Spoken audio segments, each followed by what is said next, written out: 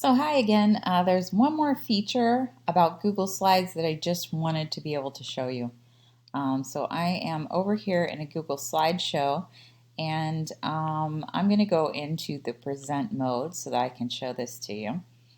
And remember, in present, all of these different tools pop up in the bottom, and we talked about Q&A already, but let's look at captions. So if I hit the down arrow next to captions, you will see that I can control the text position of the captions to top or bottom, and I can control the text size, which I have set to medium, so you'll get to see what that looks like. And when I click on captions, it will start recording my words at the bottom of the screen. So you can see this would be especially useful if a student needed to be able to see the words versus just being able to hear somebody speak. So this only works, note, when you're in presentation mode and when you're working from a live presentation.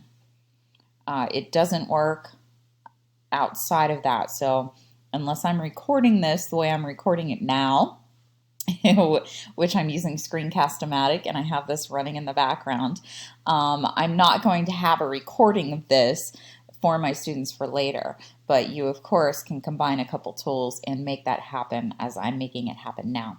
It's just sort of a priceless little tool that's in there, once again, within Google, that often is overlooked, so I wanted you to have a quick overview of captions.